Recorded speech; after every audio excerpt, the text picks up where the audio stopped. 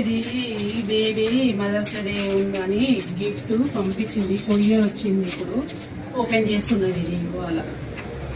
అన్నీ dry fruits ఉన్నట్టున్నాయి, chocolate, బాదము, ఇంకొకటి ఏంటి పిస్తా ఉన్నట్టుంది.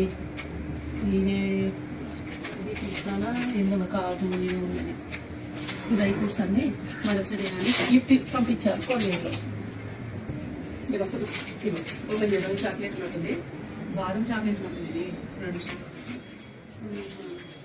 ఇవో ఏంటి పల్లిపట్టి,